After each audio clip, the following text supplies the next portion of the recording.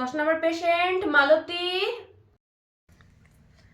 বলছি ম্যাডাম, আমার ওভার থিঙ্কিংটা কিছুতেই কমাতে পারছি না, যদি 2-1টা ঘুমের ওষুধ দিতেন। আপনার এক্স্যাক্টলি কি ধরনের ওভার থিঙ্কিং হচ্ছে বলুন তো? আমার 5 বছর হয়েছে বিয়ে হয়েছে, আর স্বামী 1.5 বছর হয়েছে দিল্লিতে গেছে। তখন থেকে মনটা কেমন কুডাক ডাকছে। ডাকছে মানে আপনি কি কোনোভাবে অবৈধ সম্পর্কের কথা ভাবছেন?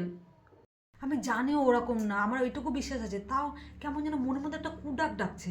আপনি একটা 2-1টা ঘুমের ওষুধ দেন। আচ্ছা, আপনি বললেন আপনার বিয়ের 5 বছর হয়েছে, তো লাস্ট অ্যানিভার্সারিতে উনি এসেছিলেন এখানে অ্যানিভার্সারি সেলিব্রেট করতে? বাইরে কাজ করে তো ঠিকঠাকভাবে ছুটিটা পায় না। ওখানে যাওয়ার পর থেকে আপনাকে প্রত্যেক অ্যানিভার্সারিতে গিফট পাঠিয়েছে? কাজের চাপে এত কিছু মনে রাখতে পারে না, এটাই তো স্বাভাবিক বলুন। স্বাভাবিক বলে তো মনে হচ্ছে না। আচ্ছা বলুন তো, কাজের পরিমাণ বাড়ার সাথে সাথে কি ফোনের পরিমাণ কমে গেছে? না না, কাজের মধ্যে থাকে তো, ব্যস্ত থাকে, এর জন্য কল করতে পারে না। ফ্রি হলে কল করে ও। কে বলেছে আপনাকে কাজের মধ্যে থাকলে ফোন করা যায় না? আমার বয়ফ্রেন্ডকে দেখুন তো, ও কি কম কাজ করে? তাও তোমাকে দিনে 50 বার ফোন করে। আমার হাজবেন্ডও করে 3-4 বার ফোন, বুঝি খুব ব্যস্ত থাকে না এর জন্য। হাজবেন্ড অফিস থেকে ফোন করছে না হোটেল থেকে ফোন করছে, আপনি কি করে বোঝেন? আপনাকে ভিডিও কল করে? না, সারাদিন কাজের মধ্যে থাকে না, কি করে ভিডিও কল করবেন বলুন, সবসময় তো একটু ব্যস্তই থাকে না।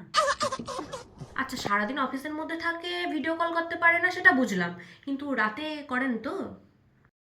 হ্যাঁ, শনিবার রবিবার করে করে, কিন্তু বাকি দিনগুলো একটু টায়ার্ড থাকে তো, এসে ঘুমিয়ে পড়ে। তো বাকি দিনগুলো কার সাথে ঘুমায়? একাই ঘুমায় তো, না কোনো মেয়ের সাথে?